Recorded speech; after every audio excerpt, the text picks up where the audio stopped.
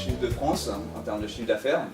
Donc on ne pourrait pas croire comme ça par rapport à la situation, parce qu'il y a des magasins comme Bastille qui sont au cœur de Paris, qui ont un trafic plus conséquent. Au moins on est toujours voilà, précurseur de nouvelles choses, donc par moments ça cartonne, comme ça il peut y avoir des échecs, mais c'est un plaisir au quotidien de bosser avec cette marque, parce que voilà, on cherche toujours l'innovation, on cherche toujours les nouvelles choses.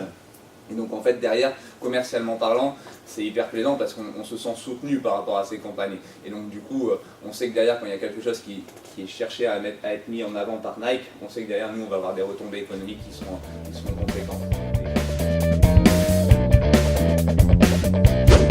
Peut-être qu'on commence sa carrière professionnelle dans le sport de ne pas avoir trop grand, de ne pas s'imaginer tout de suite, alors pour le basket, de s'imaginer tout de suite dans une franchise NBA ou au Panathinaikos ou à Barcelone, mais peut-être de commencer dans des clubs un petit peu de moindre mesure où il y a de réels postes et où il y a de réelles possibilités de travail et d'évolution.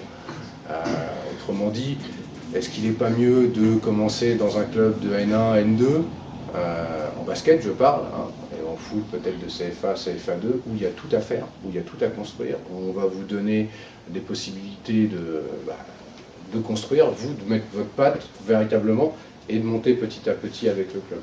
C'est aussi des fois une piste intéressante de réflexion et de carrière. Alors ça prend un peu plus de temps, mais des fois une carrière, ça prend, faut pas aller trop vite. Moi je l'ai vécu, faut pas aller trop vite parce que on tombe aussi vite qu'on est.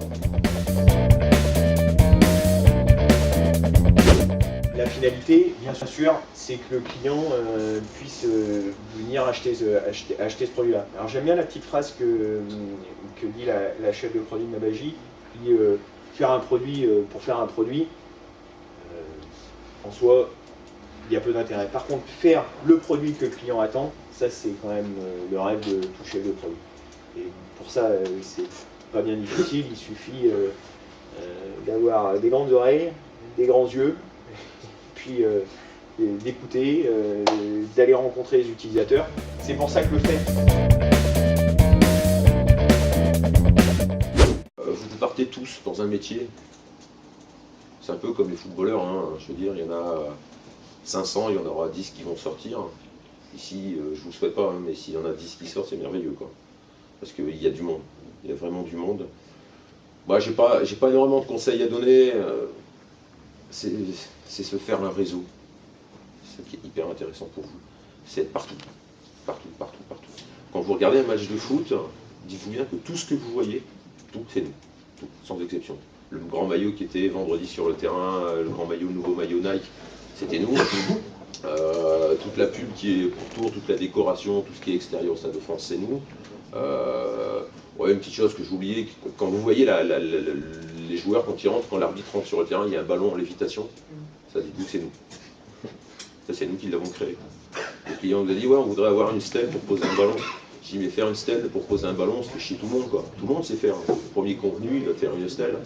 Tu n'as pas envie que ton ballon, on te le mette en lévitation, il m'a dit bon coup. D'ailleurs, on a sorti les rames.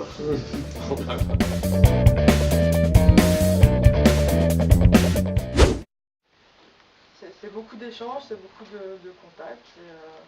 C'est un voyage en commun, donc c'est avec les joueurs, c'est avec l'entraîneur, c'est avec toutes les composantes du club, le président, l'attaché de presse, voilà, tout le monde était là. Et voilà, donc cette couverture quasi permanente, bah forcément ça crée des liens, ça crée des contacts, ça permet après de sortir ou pas des informations. Ça après c'est autre chose, on va dire. Et donc voilà, donc ce que je peux dire, c'est qu'après 13 ans, bah forcément, vous avez un carnet d'adresses qui devient de plus en plus important.